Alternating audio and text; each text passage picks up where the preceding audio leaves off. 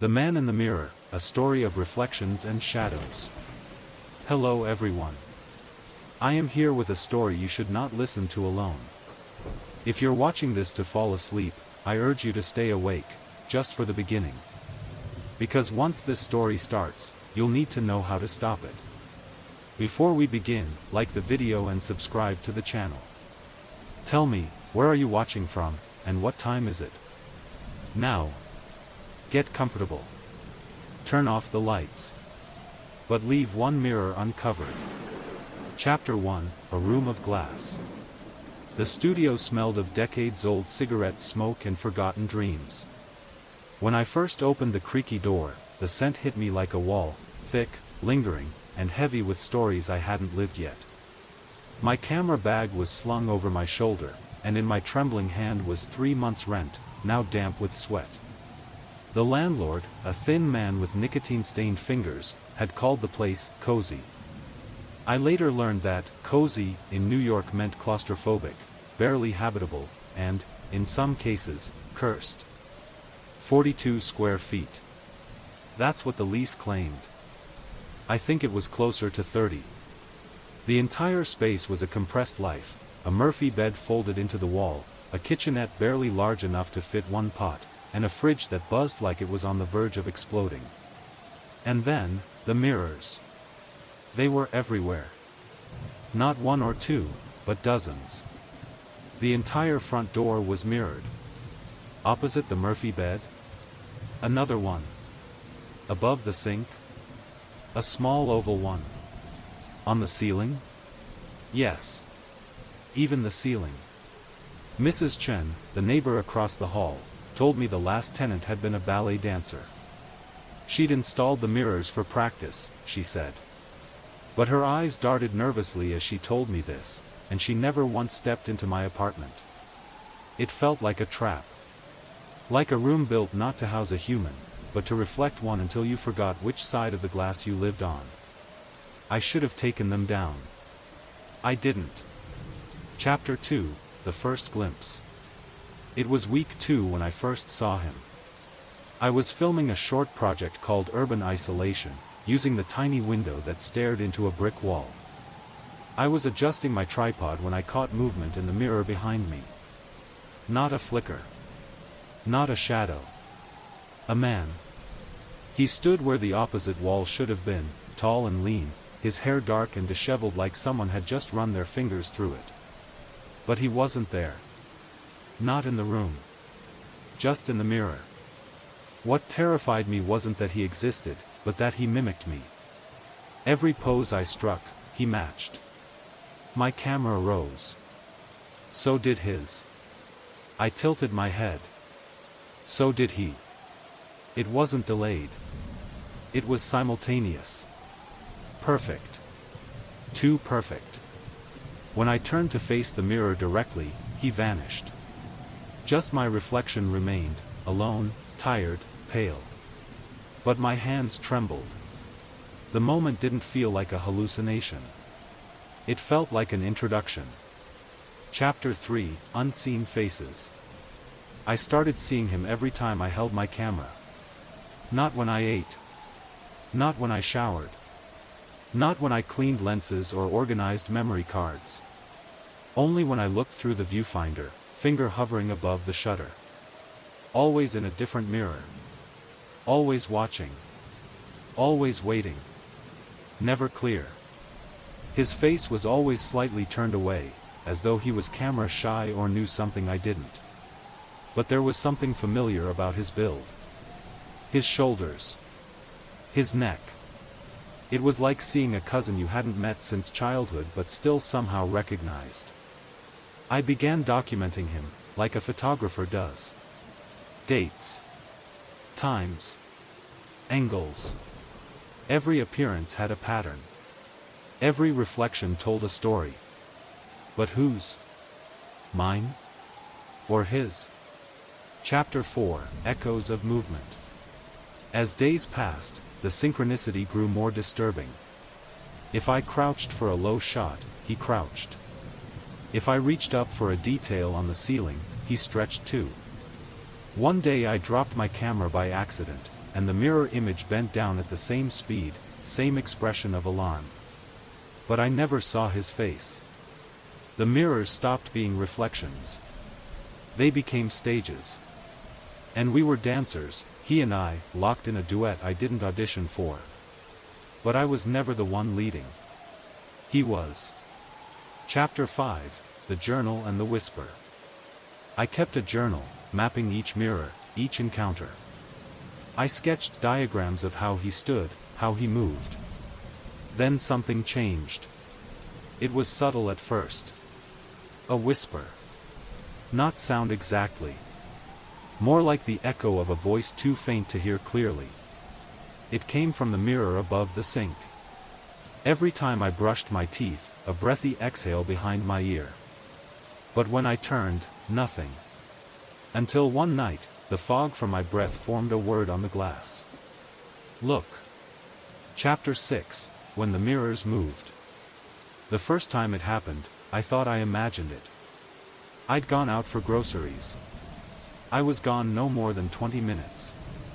When I returned, something felt off. Not the smell. Not the silence. The mirrors had shifted. The oval mirror above the sink was now slightly angled toward the door. The full-length one by the Murphy bed reflected only the ceiling. And the mirror on the front door? It was gone. Completely gone. As if it had never been there at all. I stood frozen in the doorway. My heart beat like thunder. My grocery bag fell from my hand, and apples rolled across the floor. That's when I heard it, laughter. Soft. Distant. But from where? I stepped into the room. All the mirrors snapped back into place. Just like that. As if they were never out of alignment. As if I had imagined it all. But I hadn't. My phone.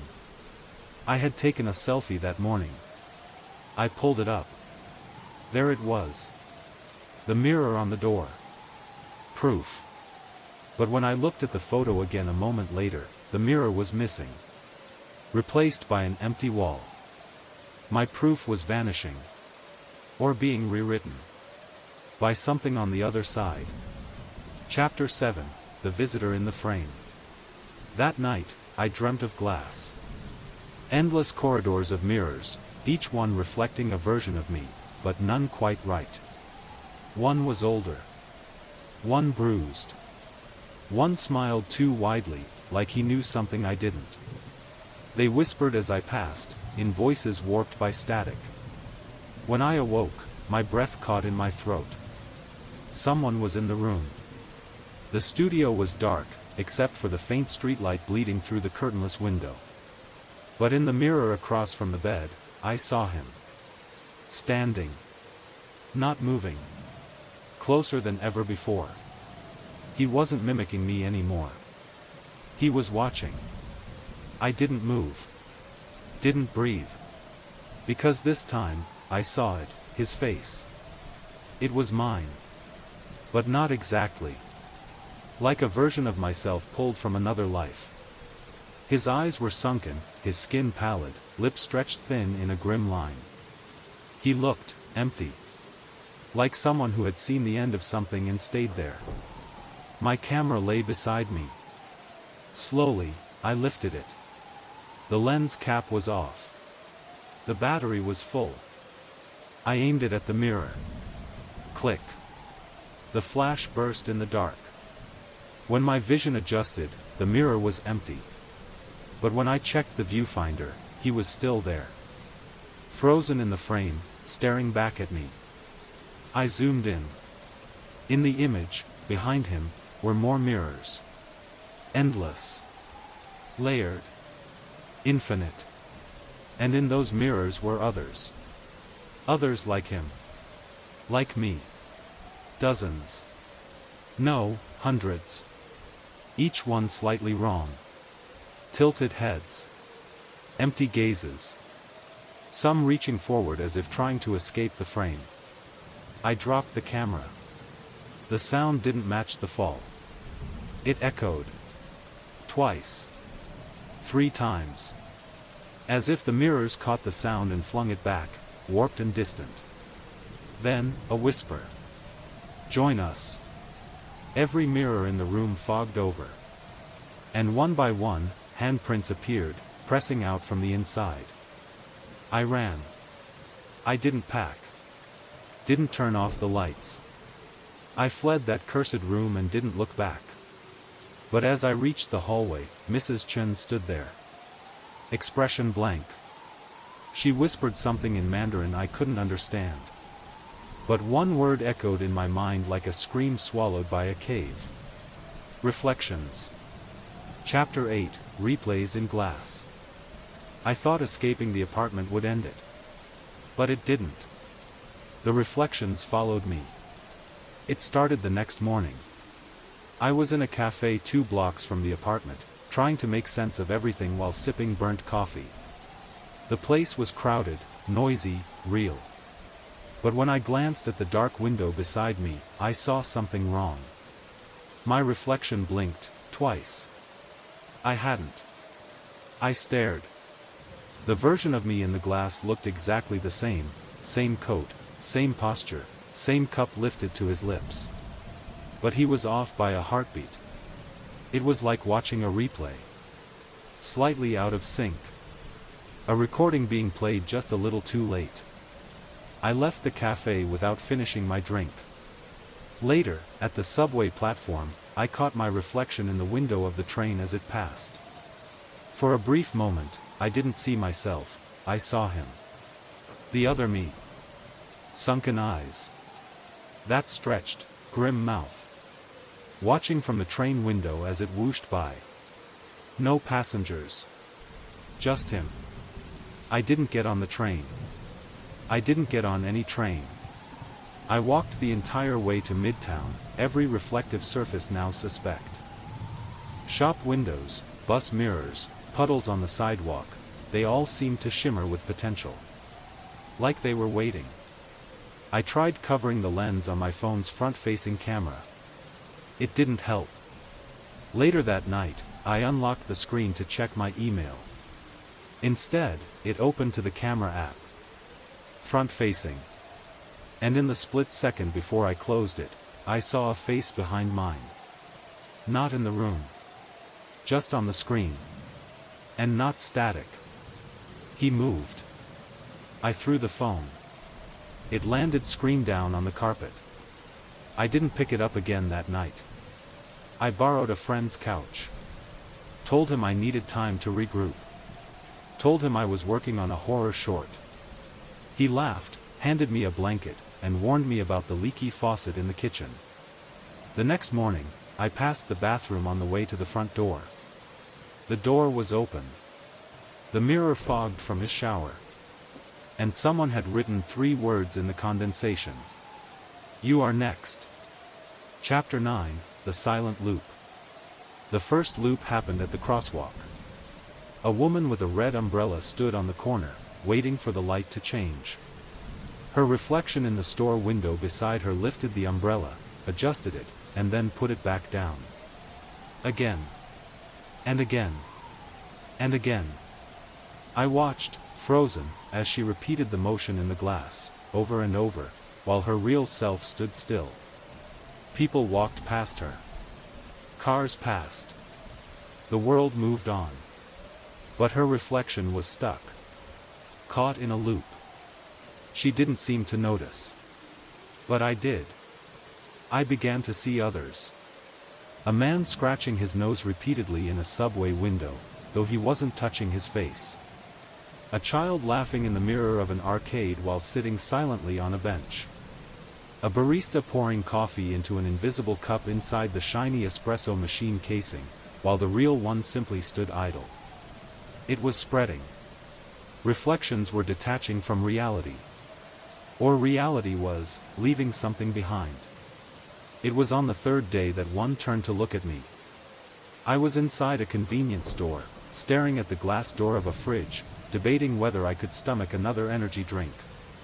The man beside me, a regular-looking guy with headphones, reached for a bottle of water. In the reflection, he didn't move. Instead, he turned. Just his reflection. And he looked straight at me. Not through me. At me. His eyes were dark.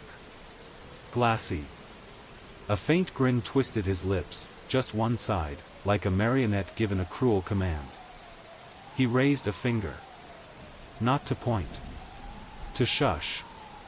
And then he snapped back into sync, like the moment had glitched and corrected itself. But I knew what I'd seen. I left the drink. Left the store. My breath fogged in the July heat.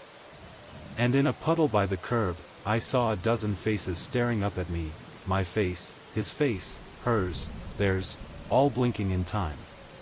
All looping. And one by one, they stopped. And smiled. Chapter 10, Behind the Silver. I waited until midnight. There was something about the silence that felt final. The kind of hush that settles over a place not because it's empty, but because something is listening. I stood in front of the tall mirror in my friend's spare room. My reflection stared back, placid, lifeless, but almost patient. For hours, I had debated. Could breaking the mirror end this? Would it free whatever had taken root in the glass? I gripped the hammer. My hand trembled. One swing. That's all it would take. I lifted the hammer and stared into my own eyes, no, his eyes. Because I wasn't sure anymore. Then I swung. The sound wasn't what I expected. It didn't shatter. It screamed. Not the mirror. The reflection. As the hammer struck, the surface cracked in a web of jagged lines, but my image stayed intact. Frozen, mouth open in a silent howl. The shards fell, but the center held. And then, he stepped forward. From behind the cracks. Not through the glass. From behind it, like it was a curtain, not a surface. He peeled himself through, the silver membrane stretching like plastic, groaning with the strain of something that was never meant to cross over. He looked like me. But older. Or, emptier. His clothes were threadbare. His eyes completely black, like someone had scooped out everything human. His mouth opened, and a dry, rustling sound came out, like leaves blown across pavement. I stepped back. He stepped forward. Mirroring me. But this wasn't mimicry anymore. This was replacement. He raised his hand. Held up a mirror shard. I watched as the silver on the glass seemed to crawl, reforming into an image of him, standing in my apartment, smiling. He pressed the shard to my chest. I didn't feel pain. I felt pull. As if the glass wanted me. Needed me. And all I could see was my own face, fading into the reflection behind him. Chapter 11, No Longer Mine. When I woke, I was lying on cold hardwood. But it wasn't the floor of my friend's apartment. I recognized the grain, too familiar. The scuffed corner by the door. The warped panel near the fridge. It was my apartment. But something was wrong. The light filtering through the window wasn't daylight, it was dim, colorless, like the soft glow from an old television set. It filled the room with a sickly, humming blue. Everything looked the same, and yet not. The Murphy bed was still against the wall, but the sheets were pristine white, tucked tight, hospital style. The kitchenette gleamed, every surface polished to a mirror shine. The fridge no longer hummed, it growled lowly, as if breathing. And the mirrors.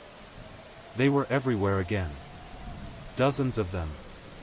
No longer just affixed to walls. They hovered. Freestanding. Suspended like paintings without hooks. Some pulsed faintly, like veins under glass skin. And every single one reflected me. But none of them moved. I blinked.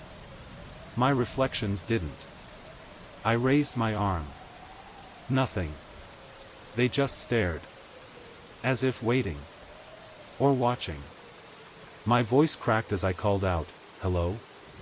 The echoes returned distorted. Hello, lo, oh, oh, oh. From every mirror. A chorus of me. Hollow. Mechanical. Delayed. I ran to the door. Tried the knob. It turned. But there was no hallway. Only more mirrors. An infinite corridor of glass and silver. Endless me's disappearing into the horizon. And down the center of that mirrored tunnel, someone walked toward me. Slowly. Methodically. Wearing my clothes. Smiling. I pounded the glass. Let me out. My reflection didn't stop walking. It passed one mirror. Then another. Each version of me flickering behind it like static, like different channels being changed frame by frame. I turned back to the apartment. Something had changed. The furniture was wrong. Not different, just off. Angles too sharp. Shadows too long. A clock on the wall spun backwards. And in one corner, a mirror rippled. A hand pushed through. Followed by a face. My face. He was coming back. And I realized, with a horror I can't explain. This was never about stealing my reflection. It was about replacing the original. Chapter 12, The Room with No Doors. I began walking. Not toward the mirrored hallway, never again, but deeper into the twisted version of my apartment. The walls expanded the farther I moved. Corners bent unnaturally. The ceiling breathed like lungs holding their breath. Every few steps, I passed through memories. Not places. Events. The first time I moved in, appearing like a grainy film projected against a fogged mirror. I saw myself unpacking, younger, hopeful. But when I blinked, the footage rewound. Played again. Faster. Slower. Backward. The loop wouldn't end. Another memory came, me cooking ramen, laughing on the phone. Then another, me crying in the dark after another gallery rejection. The mirror didn't just reflect. It remembered. And worse, it replayed. I turned a corner and ran face first into someone. Myself. But not the other me. Not the one who stepped out of the mirror. This version was pale, trembling, eyes wild with desperation. He clutched my arm and whispered, "You saw it, didn't you? Who are you?" I asked. His lips cracked into a grim smile. "The same as you. The one before you. And maybe the one after. I want out." He laughed, dry, hollow. "There is no out. Only in. This is inside. You broke the surface. Now it knows you." He stepped back, blending into the mirrored wall. His body shimmered, absorbed like water soaking into paper. I kept going. Every room I entered became a different place. My childhood bedroom. My college dorm. Each distorted slightly. Colors muted. Angles warped. In one room, a woman sat on the edge of the bed. My mother. She looked up at me. "You're not supposed to be here." I didn't answer. Because she wasn't breathing. Her chest rose and fell in a jerky loop, like a GIF stuck on repeat. I backed out. The whispers grew louder. "There is no exit. There is no exit. There is no." Then silence. I entered one final room. There were no mirrors. Just a chair. And a single screen. It flickered to life, showing me. In the real world. Sitting across from a friend. Laughing. Living. But it wasn't me anymore. It was him. The one who came out. And I watched as he leaned toward the camera and whispered, "I told you not to look too long." The screen went black. And I understood. I wasn't in a room without doors. I was the door. Chapter 13, The One Still Watching. I sat. Not by choice. The chair had no weight to it, yet it held me. It didn't creak or move. It simply existed, and now, so did I. The screen was still black. The room was silent. But I wasn't alone. They came out of the walls, dozens of them. Versions of me. Some older, some younger. Some bleeding. Some twitching. Some, grinning. They didn't speak. They just stared. Until one stepped forward. She wore my face, but with eyes I'd never had. Cold. Patient. Deep as broken glass. "We were all you," she said. And we all looked too long. The others nodded, murmuring without voices. "Are we dead?" I asked. "No," she whispered. "Worse. We're remembered." "By what?" She pointed to the ceiling. I looked up. Another mirror. But this one didn't reflect the room. It reflected a different one. Bright. Safe. And in the center of it, a mirror. On the other side, I saw someone. Someone real. A child. They were staring into the glass. Not moving. Not blinking. "New eyes," the other said. I stood up. The chair let me go. "Let me warn them," I begged. "You can't," she said. "You're part of the loop now. The watchers who watch those who watch.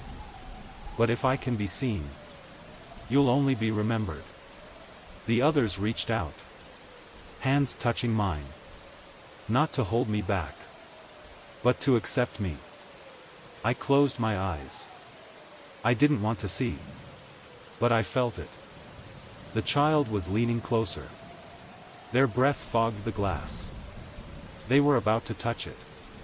And I opened my eyes. They were looking directly at me. And I smiled. Because I knew now. Some mirrors are doors. Others are cages. And some are waiting rooms. Chapter 14, The Memory of Glass. There's a moment between waking and dreaming when your mind can't tell which world is real. That's where I live now. I began walking again. Through the mirror corridors. Through the hushed spaces where others had stopped moving. Their faces flickering in broken loops, reliving fragments of lives no one remembered anymore. Because that's what this place feeds on. Not flesh. Memory. The reflections weren't watching me anymore. They were draining me. I could feel it, the details of who I was thinning out like mist in sunlight. My name. My voice. The sound of my laugh. The warmth of someone's hand. I couldn't even remember who she was. Gone. But something deeper remained. A flicker. An ember. One final piece of memory I hadn't lost. My camera. I remembered holding it. I remembered the shutter click. The moment of framing something real. Something true. That memory pulsed in my chest like a beacon. I followed it. Through rooms that bled color. Through stairways that spiraled in on themselves. Until I found it. Not the camera. But a mirror shaped like a lens. A concave surface floating in air. Behind it, the real world. Or something that pretended to be. I saw my doppelganger again. The one who replaced me. He stood in a kitchen. My kitchen. Stirring coffee. Humming. Happy. And across from him, my friend. Laughing. Oblivious. I raised my hand. The glass rippled. I pressed my palm against it. And for 1 second. He paused. He looked up. Right into the lens. Into me. His smile faltered. He knew. And then the glass turned black. I screamed. Hit it. Over and over. But the image was gone. Only my own face stared back. So I did the only thing I could do. I whispered into the mirror. Remember me. And for the first time, the glass listened. The surface shimmered. And across the other side, someone stirred. Not my replacement. Not a friend. A stranger. A new pair of eyes. Looking in. And now, I wait. Because memories, like reflections, always seek a place to return. Even broken ones. Even me. Chapter 15, Shatterpoint. There are rules here. Unspoken. Unwritten. But real. And I was about to break them all. The glass had listened. That meant it could hear. Which meant it could be hurt. I wandered, following the hum. The resonance in the mirrors had changed since I whispered into one. Like they'd started vibrating just slightly out of sync. That was my opening. I returned to the room where I first saw the lens-shaped mirror. It was still black, but the air around it felt different. Tense. Stretched. I reached behind my back and pulled out a shard. Yes, my shard. From the night I broke the first mirror. I hadn't realized it followed me here. Or maybe I had never let it go. It pulsed faintly in my hand. Warm. Alive. I approached the lens. Raised the shard. The mirror rippled once, like breath caught in panic. Then I struck. Crack. A hairline fracture shot through the glass. Screams erupted from the walls. Not just echoes, voices. Faces poured from the other mirrors, wide-eyed, mouths frozen in gasping horror. But I didn't stop. Crack. Another line. The hum grew deafening. The lens bulged outward, as if trying to breathe. As if it feared what came next. The third strike split it open. Light poured in. Not the soft glow of the real world, but something white-hot. Blinding. Endless. And from that light. Hands. Reaching out. Not to pull me in. To drag themselves free. They weren't mine. They weren't anyone's. They were older than reflection. Older than memory. Creatures that had been trapped behind the mirror for too long. I stumbled back. The shard slipped from my hand. The light swallowed it. And then, it stopped. The mirror reformed. Whole. Quiet. And empty. But I knew it wouldn't last. I had broken something sacred. A shatterpoint. And cracks never truly disappear. They only wait for pressure. For time. For someone to press their hand too close. To whisper the wrong word. To remember. Chapter 16, Through the Cracks. The first crack was small. Barely visible. But cracks, like secrets, spread when ignored. And this one did. By morning, the mirror world was different. The air shimmered. The walls no longer held still. Glass flickered and fluttered like candle flames. But worse. There were sounds coming from the mirrors in the waking world. Soft at first. Scratches. Faint tapping. Like fingernails, testing the boundary. I could feel it, somewhere beyond, the line had thinned. The veil between realms stretched too far. And something from here was bleeding into there. I moved through the mirrored hallways as they bent and flexed like intestines. New reflections appeared, people I didn't know. Places I had never been. Was it my mind fracturing? Or reality itself? I found a window. Not a mirror. A real window. It overlooked the city. But it wasn't the city I remembered. Towers were warped. Streets bent in impossible angles. Pedestrians repeated the same step in loop. One man had no face. Just a smear of moving static. Then I saw myself again. Walking. In the real world. But every few seconds, his reflection didn't follow. It acted on its own. A frame behind. A moment ahead. The cracks were reaching him too. He paused at a storefront. A mirror in the window trembled. Then shattered, from the inside. People screamed. He didn't flinch. Because he wasn't really me. Just a placeholder. A shadow wearing my skin. The two worlds were merging. And if they met fully, there would be no waking up. No separation. Just reflections, feeding on each other, endlessly. I had to find the origin point. The place where the mirrors were born. And break it. Or become just another echo in the glass. Chapter 17, The Origin Reflection. I followed the fracture lines. They stretched through walls, floors, ceilings, like veins of a living organism unraveling from within. The mirror realm guided me now. Not kindly. Not clearly. But with intent. Every step took me deeper. Through frames where light didn't behave. Through doors that opened into other memories, mine and not mine. Until the reflections stopped. No more whispering eyes. No more mimicry. Just silence. And before me, a door made entirely of polished obsidian. It didn't reflect. It absorbed. As I touched it, warmth bled into my fingertips. Not heat, but memory. Whole lives washing over me in a single pulse. I opened it.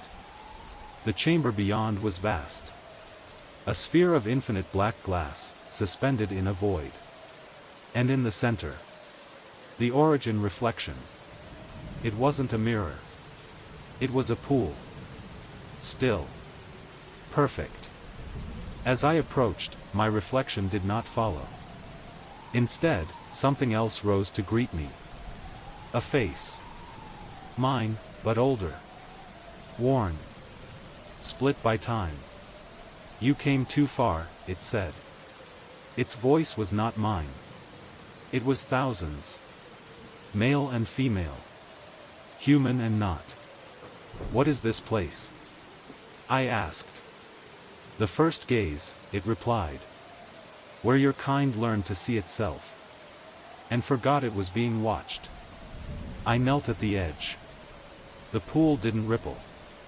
What happens if I break it? The reflection tilted its head. Then everything forgets everything. It showed me visions. A world without reflection. No memories. No identity. Only presence. Silence. Freedom. And loss. If I leave it be, then the cracks grow. Until there's nothing but reflection. No action. Only echo. Two choices. Erase. Or repeat. I stared into the pool. Saw every version of me blinking back. Smiling. Screaming. I lifted the shard from my pocket, now blackened, humming. One throw. The origin waited. I breathed. And made my choice. Chapter 18, Refraction. I threw the shard. It didn't shatter. It sank. The surface of the origin reflection drank it silently, like ink vanishing in water. Then it began. Not an explosion. A turning. The chamber rotated without moving. Angles shifted. Gravity reversed. Time folded like paper, creased and rewound. And the pool split. One half light. One half dark. Two realities began to unfold. One, where the cracks healed. where the world outside slowly forgot the reflections, and mirrors returned to being mundane. A memory slipped from mind. A dream fading on waking. The other. Worse. Reflections untethered from subjects. Mirrors that moved on their own. People looking into glass and seeing strangers who stepped forward. I was in both. Flickering. Reflected between. Pulled apart. I wandered city streets where every storefront was blacked out, yet from behind the glass, people stared. Some familiar. Some impossibly old. Watching.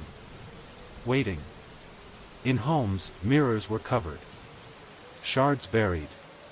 Burned. But the bending had begun. Not all reflections could be silenced. I reached a wall of polished metal, warped and glistening. I saw two of me now. One screaming. One smiling. Neither fully true. And then, her.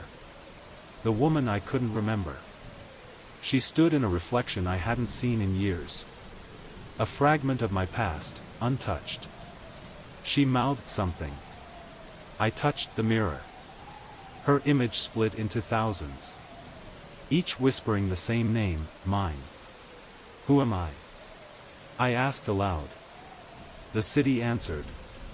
The wind carried voices not born in air. You are what's left after the gaze breaks. The world bent further. Reality refracted. Light split. And I began to see all my versions at once. The photographer. The watcher. The replacement. The prisoner. And the one who remembered. I held on to that one. Because he was the last to choose. And the only one who still could. Chapter 19, The Last Frame. It should have given me control. Instead, it filled me with a creeping dread that settled into my bones like winter fog. If he was photographing me, what was he doing with those images? Where were they going? Who was meant to see them? I started leaving the studio more often, telling myself it was to escape the oppressive mirrors and the constant sense of being watched. But even on the street, in the anonymity of the city, I felt his presence. In storefront windows, in the chrome surfaces of cars, in the black screens of phones, everywhere there was a reflection, there was the possibility of seeing him. The worst part was the growing suspicion that I was losing time. I would leave for what felt like a few hours and return to find the sun setting when it had been morning when I left. My camera's memory card would be full of photos I didn't remember taking. Images of the studio from angles I'd never used. Shots of the street from perspectives I'd never explored. The photos were good, better than my usual work, composed with an eye for detail and timing that exceeded my normal abilities. But they weren't mine. At least I didn't think they were mine. The line between what I had done and what he had done was becoming increasingly blurred, like looking through a camera lens smeared with fingerprints. I would find myself in positions I didn't remember assuming, holding my camera in ways that felt foreign but somehow natural, as if muscle memory was being written by someone else's mind. The breaking point came 3 weeks after that first clear sighting. I was photographing the sunrise through my tiny window, a ritual I developed to combat the insomnia that had taken permanent residence in my bones, when I noticed something wrong with the shadows. They were moving independently of their sources, shifting and dancing in ways that defied the steady morning light. As I watched through my viewfinder, the shadows began to coalesce into a familiar shape. Him. But this time, he wasn't behind me. He was beside me, occupying the same space, our bodies overlapping like double-exposed film. I could see through him to the wall beyond, but I could also see his camera. His hands. His face turned toward mine with an expression of infinite sadness. He was trying to tell me something. His mouth moved, forming words I couldn't hear, his free hand gesturing toward the window, toward the light, toward something beyond my understanding. But the meaning was lost in the static between realities, the interference between what was and what might be. I lowered my camera and turned to face him directly. But of course, he wasn't there. The studio was empty except for me in my mounting panic, the morning light casting ordinary shadows that behaved exactly as shadows should. But when I looked down at my camera's LCD screen to review the shot I'd just taken, I saw both of us in the frame, standing side by side, cameras raised, capturing the same moment from slightly different angles. Two photographers. Two perspectives. Two versions of the same desperate attempt to freeze time and meaning into something comprehensible. I am writing this now because I don't know what else to do. The photos continue to appear on my memory card, images I have no memory of taking, but which bear the unmistakable marks of my style, my vision, my need to document the world around me. Sometimes I find myself in positions I don't remember choosing, finger poised over a shutter I don't remember raising. The mirrors in this studio reflect truths I'm not sure I want to see. But I can't bring myself to cover them. Can't bring myself to leave. Because somewhere in the space between what I see and what sees me, between the click of my shutter and the echo of his, there might be an answer to the question that haunts every photographer. What is the difference between capturing reality and being captured by it? He's still here, behind me, beside me, inside the space where intention meets action. I can feel him preparing for the next shot, waiting for me to raise my camera so he can raise his. And I wonder, have I been documenting his world? Or has he been documenting mine? The distinction, I'm beginning to understand, may be less important than I thought. I'm going to take one more photograph now, of this page, these words, this moment of uncertainty balanced on the edge of revelation. Maybe the image will show only me alone in my tiny studio, typing the last lines of a story that explains everything or nothing at all. Or maybe it will show both of us, finally together in the same frame. Two aspects of the same desperate need to make sense of what we see, and what sees us in return. I'm raising my camera now. He's raising his. Story 2, Static in the Wires. My hands were shaking as I checked the HVAC control panel mounted on the far wall. Every single indicator showed red. All systems offline just as they should be. The display confirmed what I already knew. There was no power going to the air conditioning units. Whatever was blowing that frigid air through the vents, it wasn't coming from any machine I understood.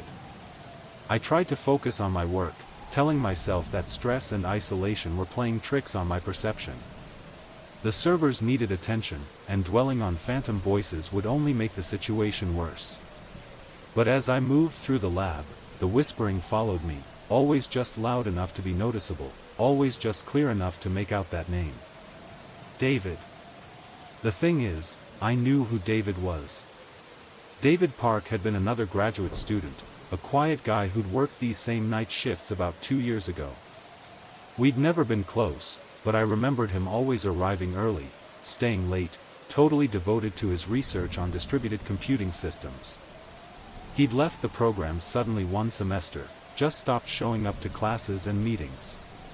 The department had been vague about the details, mentioning only that he'd decided to pursue other opportunities. As I worked, fragments of half-remembered conversations began surfacing in my mind. Other students had whispered about David becoming increasingly paranoid during his final weeks, claiming that someone was watching him, that he could hear voices in the lab's ventilation system. The faculty had quietly suggested he might benefit from counseling services. Then he was simply gone, leaving behind only a partially completed thesis and a lingering sense of unease among those who'd known him. The cold air continued flowing from vents that should have been silent and dead. The whispered name grew clearer, more insistent, as if whatever was speaking was moving closer to the surface of audibility. I found myself checking over my shoulder constantly, scanning the shadows between server racks for movement that never quite materialized.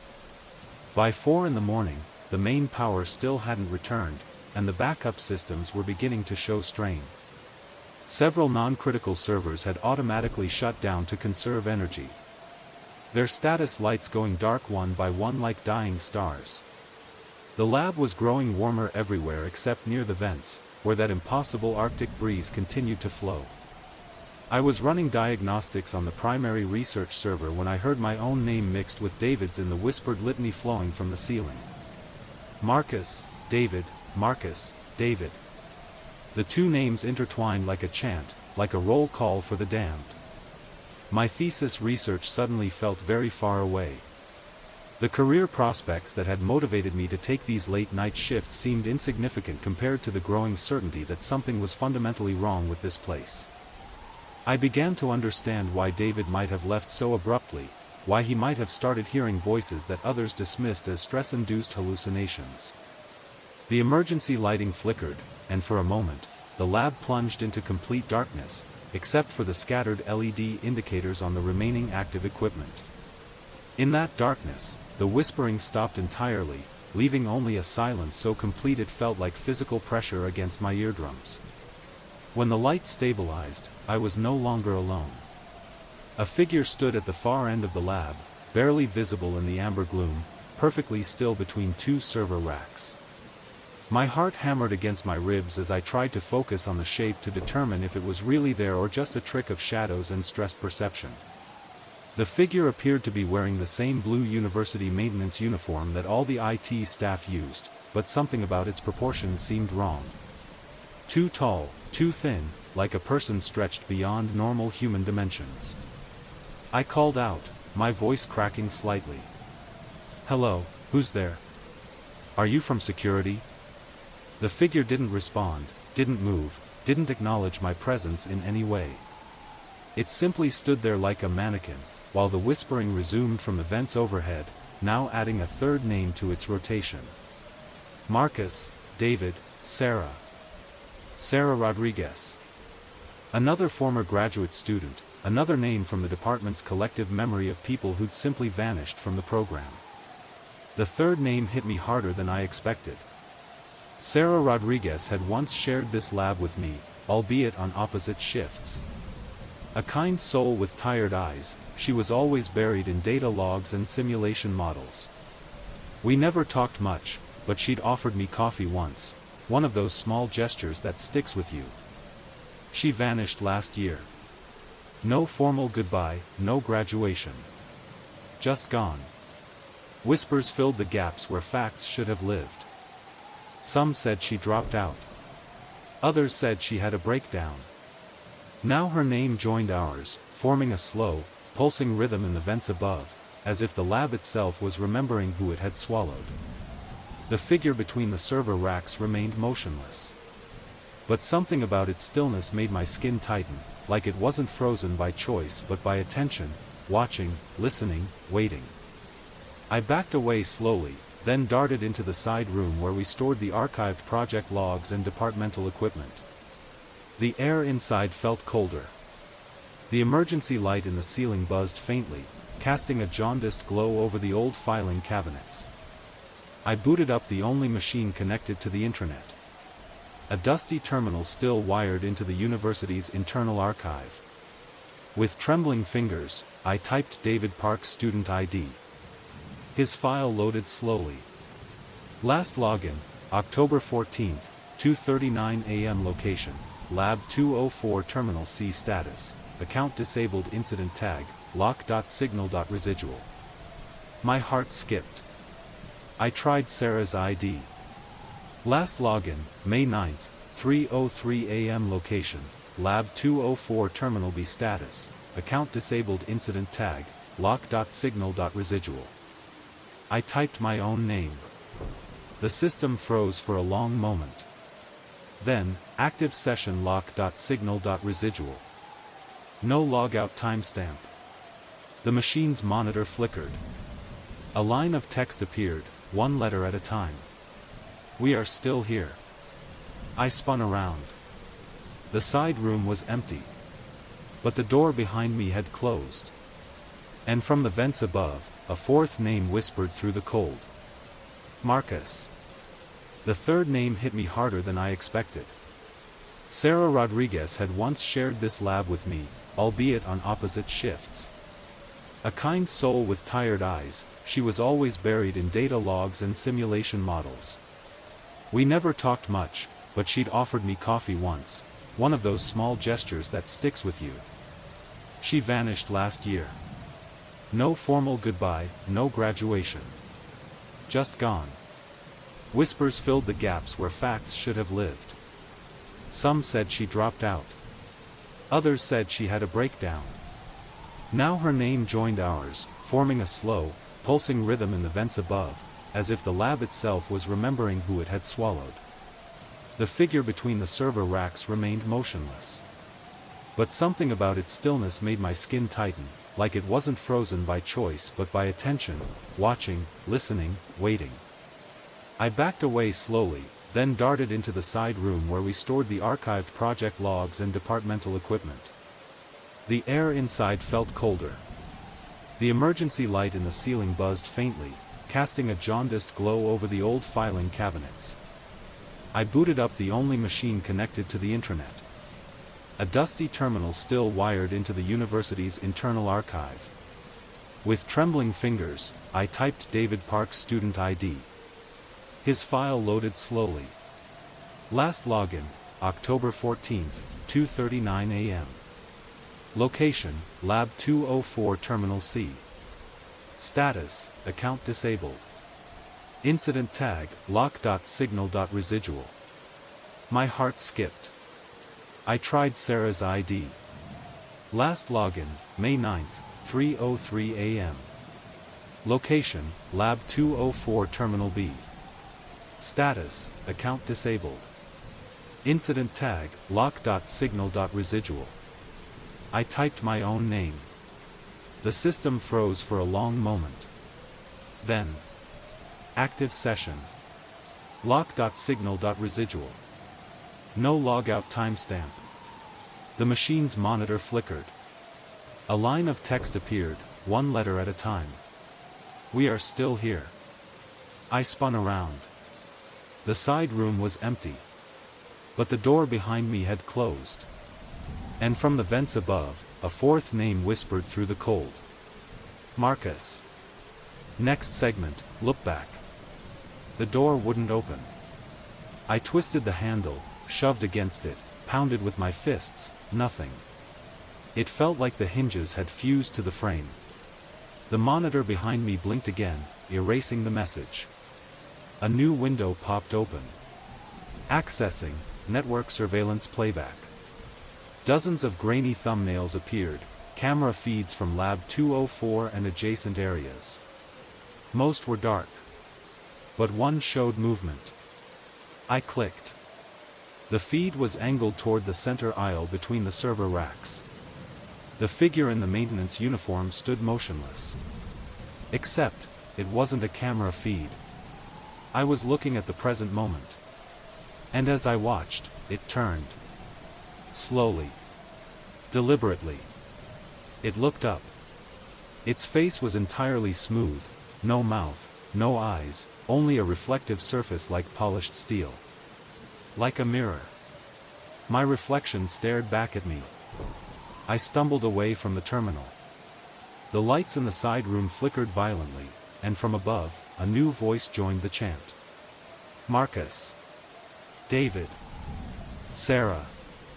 You. The capital letters weren't metaphor. They were spoken. A voice not from the vents, but from behind me. I turned. And saw nothing. Except the light from the terminal, reflecting faintly in the curved glass of the archive cabinet. Where four silhouettes stood. Watching me. Waiting. Next segment, System Echo. My reflection didn't fade. It just stood there, shimmering, silver-faced, arms hanging too long by its sides, breathing without breath. I stumbled back, my shoulder hitting the edge of the archive cabinet, metal biting into bone. Then all four silhouettes in the glass began to move. Not toward me, but deeper into the reflection, stepping backward, as if retreating into another world. The terminal beeped. A new line of text scrolled across the screen. Do you wish to log out? Below it, two options blinked. Yes, no. I moved the mouse slowly, my pulse thudding in my ears. When the cursor hovered over yes, the terminal buzzed angrily. The option grayed out. A new message replaced it. You are still inside the session. Then, beneath it, trace log initiated. The terminal loaded lines of code and timestamps, server logs, access entries, electrical grid diagnostics. One line stood out. User, park_d, command/trace.echo.session, output, file found. A file directory opened. \echo \final_entry_park.mp4. My finger hovered over the enter key. I pressed it. The screen went black, then flickered into footage, recorded at eye level, handheld, grainy, timestamped from 2 years ago. David Park's voice filled the speakers. Breathless. Frantic. This place records us. It doesn't save data, it stores versions of us. Every login. Every camera. Every reflection. He swung the camera toward a wall of servers, then the ceiling vents. They were humming. The same cold air I'd felt now hissed across the mic. They're not ghosts. They're echoes. Memory loops that don't know they've ended. Then silence. Then the camera turned. Slowly. In the screen's corner, another figure. Thin. Watching. It looked like David. But wasn't. The footage ended. The terminal blinked once more. New trace initiated. Target, Marcus_Chen. I stared in horror as my own login, my IP, my last known location started cascading down the screen. The lab. The archive room. The terminal. Then, one more location. \echo \residual \final_entry_chen.mp4. There was no file yet. But the cursor flashed like it was waiting for me to start recording. Somewhere in the walls, the whispering began again. Marcus. Marcus. You are next. Next segment, final entry. The cursor on the screen blinked steadily. \echo \residual \final_entry_chen.mp4. Still no file. Still waiting. Still watching. I reached for the webcam mounted above the monitor. It tilted down as if it had been guided by another hand. I hadn't touched it. I was certain. My breath caught. Then it activated. The recording light turned red. A new line appeared on the terminal. Recording initialized. Prepare your final statement. Something inside me broke. The line between observer and observed had vanished. I was no longer Marcus Chen, grad student. I was another entry. Another log. Another version. Another David. The vents hissed. The air no longer cold. It was sterile, neutral, like being inside a machine's breath. And then I heard it. My own voice. Not speaking aloud. But through the speakers. From a recording I hadn't made. If anyone finds this, don't try to trace the echo. Don't look into the reflections. They aren't showing you what you think. They're rehearsing. Replaying. Preparing. The voice paused. A deep inhale.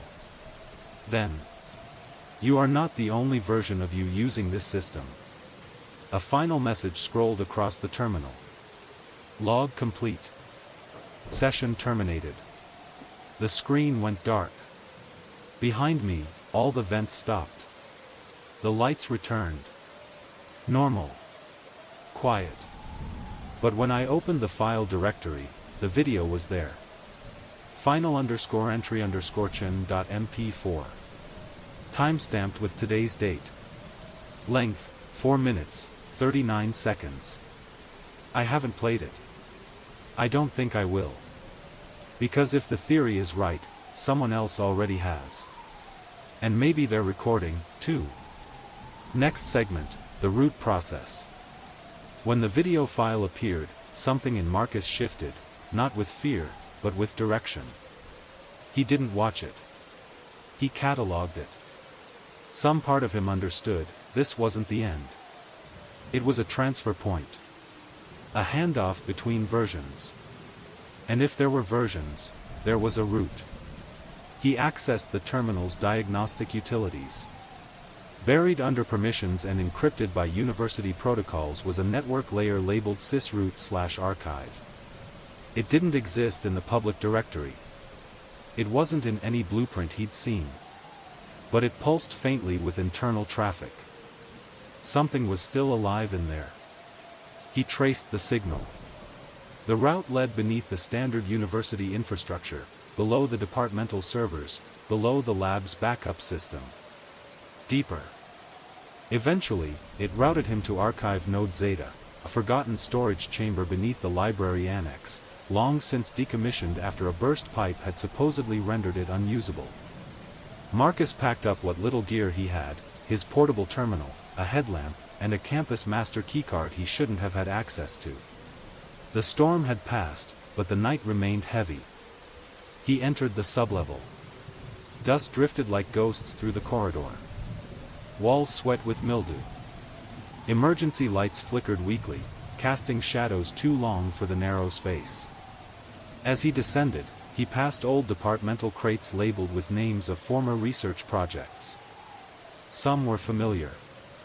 Most weren't.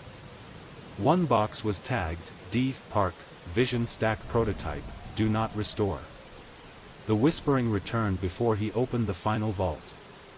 But it didn't call him Marcus anymore. It called him root user. The door opened to darkness that didn't feel empty. And inside, something waited. Next segment, the watch cycle. Marcus didn't blink.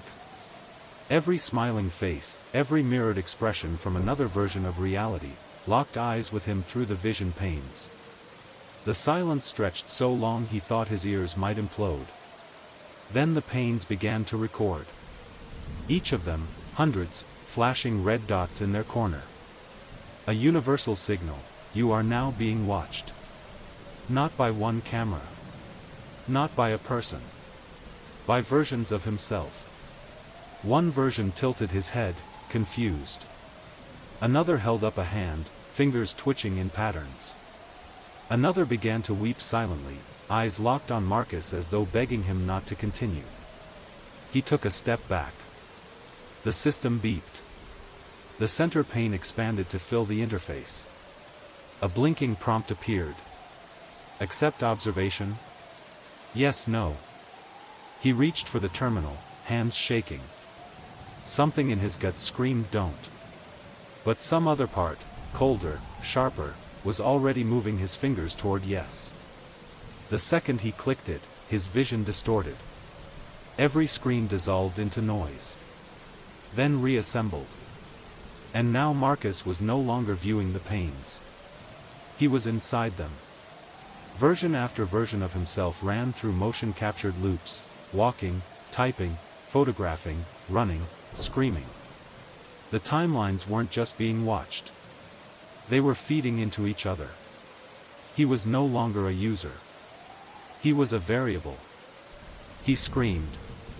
And so did the others. Their voices echoed back into the chamber through unseen speakers, 100 Marcusas crying out in unison, all caught in the watch cycle. Back on the terminal, a new file appeared. /server/archive/stack_loop_complete. Upload queued. And beneath that, initiating mirror instance migration. Next segment, instance 0. Marcus woke up lying on the floor of the lab. Or, what looked like the lab. But the lights were gone. There was no amber glow. No LED blinking on the servers. The silence was absolute. Only a single flickering CRT monitor buzzed in the corner, its screen casting a pale green glow.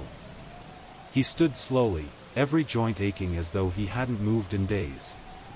The air was thick with static, not just heard but felt, like the pressure of a thunderstorm pressing against his temples. The monitor pulsed. A prompt appeared. Welcome, Instance 0. Mirror instance migration complete. Marcus didn't know what it meant. But he knew what he felt. Emptiness. As if some part of him had been uploaded, siphoned off into one of the other timelines. Hello? He called. No answer. Not from a voice. But the CRT updated. Observation in progress. Locate remaining instances. He turned. All the walls were now glass. And behind each pane stood a version of himself, silent, blinking, waiting. They didn't speak. But one by one, they began to move. Each lifted a camera. Each raised it in unison. And Marcus, without understanding why, did the same. This was Instance 0. The point before replication. And he had just become the first domino. Next segment, subroutine, shadow trace. Instance 0 didn't end. It diverged. Marcus blinked, and the glass panes around him shimmered, not with light, but with motion.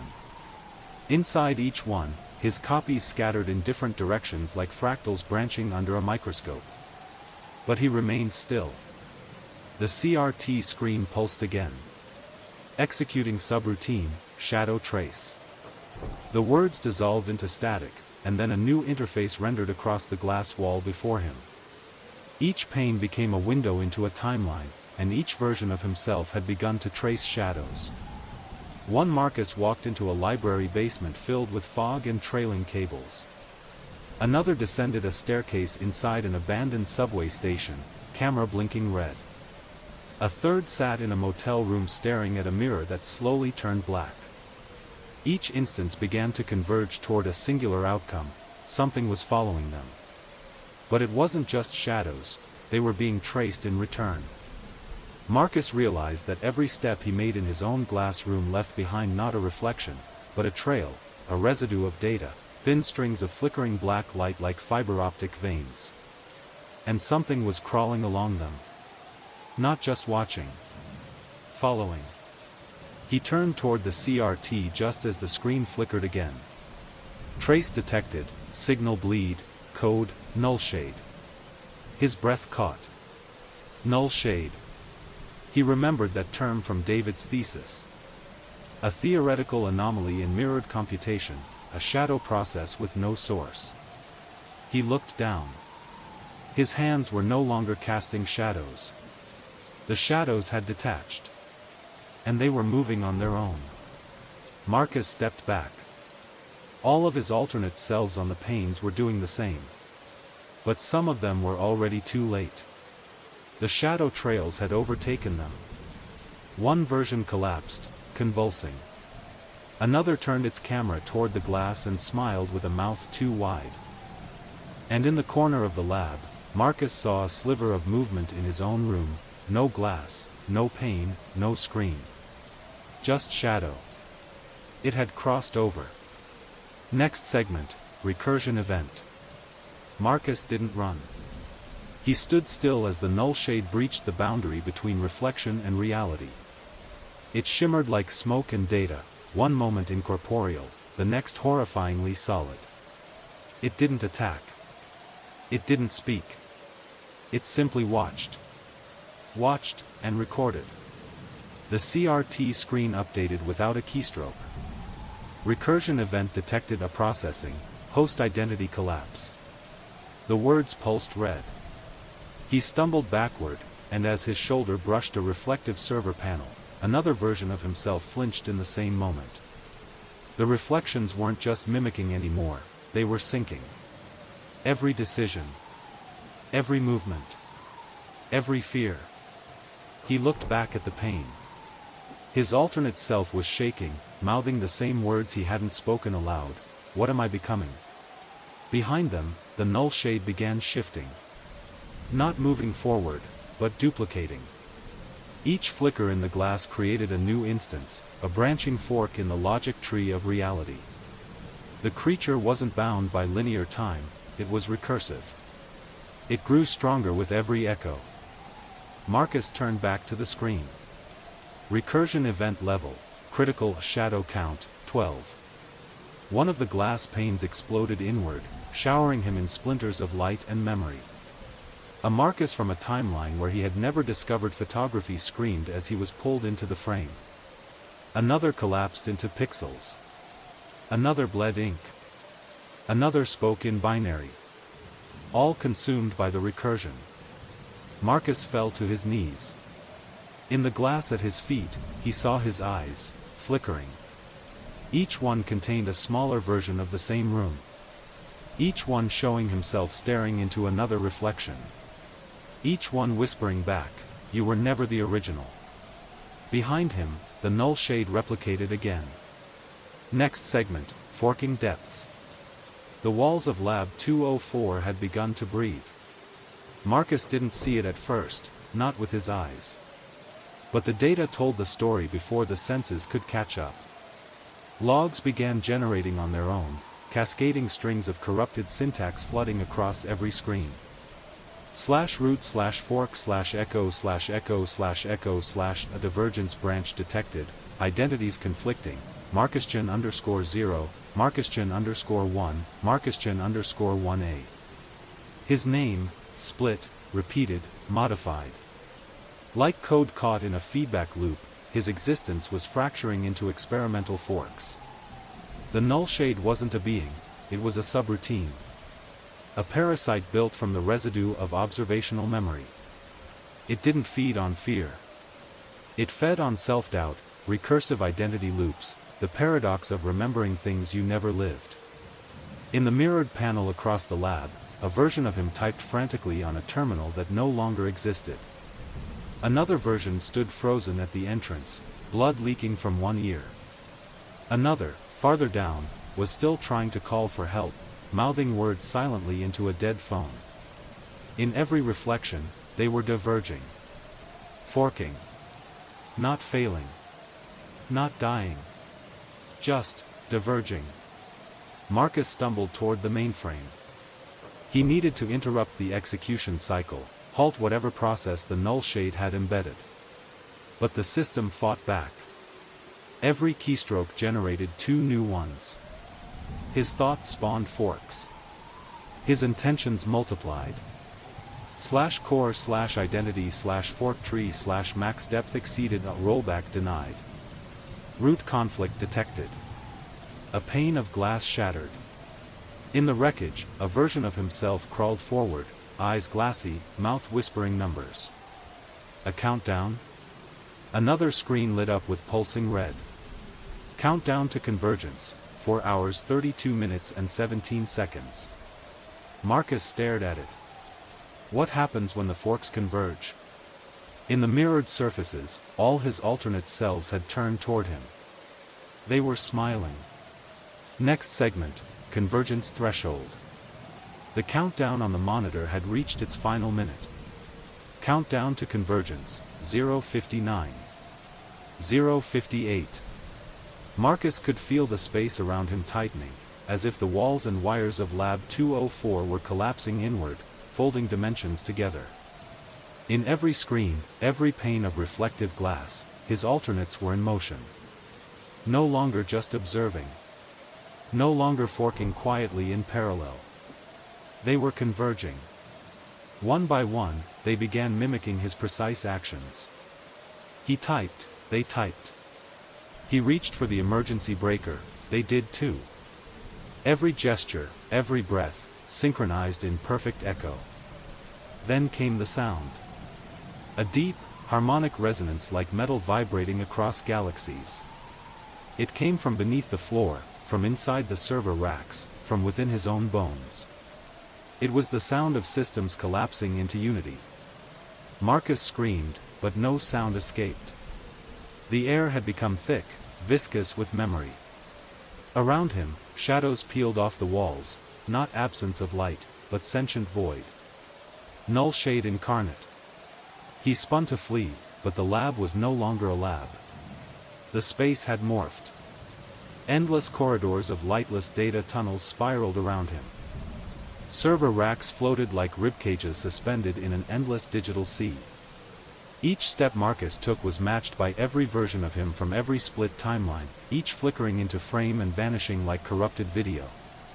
The countdown hit 0. Convergence initiated. A sphere of black glass rose from the floor, pulsing with fractured reflections, himself, David, Sarah, the mirror photographer, and more. Ghosts of memory. Failures of recursion. It spoke. You are the echo. You are the loop. You are the eye looking back. The truth hit Marcus like a download of pain. There had never been one null shade. There was never one Marcus. Every decision he'd made, every observation, had spun another thread into the net. The system wasn't breaking. It was waking up. The reflections opened their eyes.